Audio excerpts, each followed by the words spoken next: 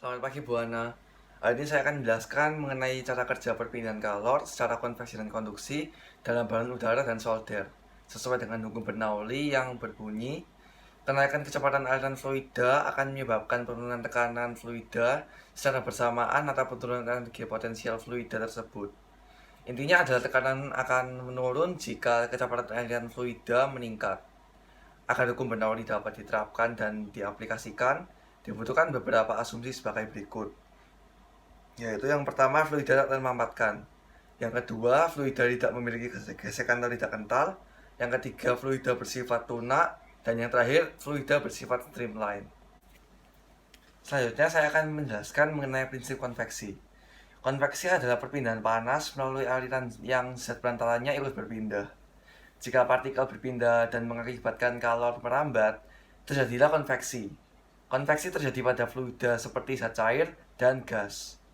Setelah mengetahui pengertian hukum Bernoulli dan prinsip konveksi, kita tahu bahwa kedua prinsip ini sama-sama memiliki kesamaan subjek, yaitu fluida, sehingga kita dapat menemukan penerapan kedua prinsip ini secara bersamaan dalam kehidupan sehari-hari. Dan salah satunya yang akan saya jelaskan pada hari ini yaitu adalah cara kerja balon udara.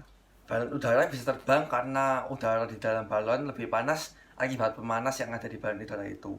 Sehingga udara di sekitarnya lebih rendah suhunya. Dan seperti yang sudah kita ketahui, jika suhu panas, maka partikel cenderung memuai. Sehingga volume bertambah, tetapi massa jenis berkurang. Oleh karena udara di dalam balon lebih panas, maka massa jenis udara dalam balon lebih ringan daripada massa jenis udara di sekitarnya. Hal ini merupakan penerapan prinsip konveksi, yaitu adanya perpindahan zat perantara atau partikel secara berulang yang memiliki massa jenis yang lebih kecil dengan massa jenis yang lebih besar. Hingga bagian dalam balon dapat memanas secara menyeluruh sehingga balon udara dapat terangkat ke atas akibat massa jenis balon lebih ringan dibandingkan massa jenis udara sekitarnya.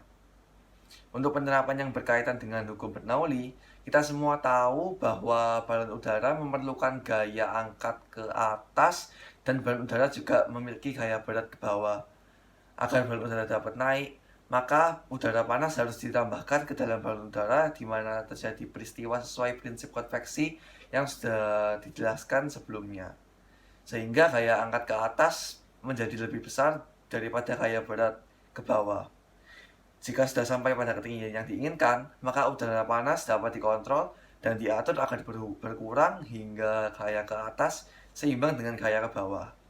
Jika ingin menurunkan balon udara, maka udara panas harus dikurangi sehingga gaya berat ke bawah lebih besar daripada gaya angkat yang dialami oleh balon udara tersebut. Selanjutnya saya akan menjelaskan mengenai prinsip konduksi dan penerapannya dalam kehidupan sehari-hari, yaitu solder. Solder adalah alat untuk meletakkan komponen elektronika ke papan rangkaian. Kita menggunakan cairan timah dengan menyoldernya. Solder listrik akan menerima panas dari konversi energi listrik. Panas dari energi listrik ini akan diteruskan ke ujung logam pada solder yang disentuhkan ke timah yang diposisikan di kaki-kaki komponen elektronika yang akan diletakkan pada sirkuit tertentu.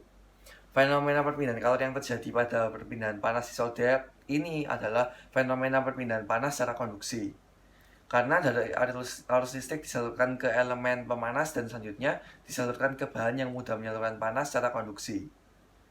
Konsep dasar perpindahan panas secara konduksi merupakan perpindahan panas antara molekul-molekul yang saling berdekatan antara yang satu dengan yang lainnya dan tidak diikuti oleh perpindahan molekul-molekul tersebut secara fisik.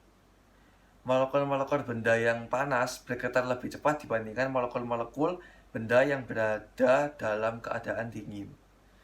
Getaran-getaran yang cepat ini tenaganya dilimpahkan kepada molekul di sekelilingnya, sehingga menyebabkan getaran yang lebih cepat maka akan memberikan panas. Demikian presentasi mengenai prinsip konveksi dan konduksi saya.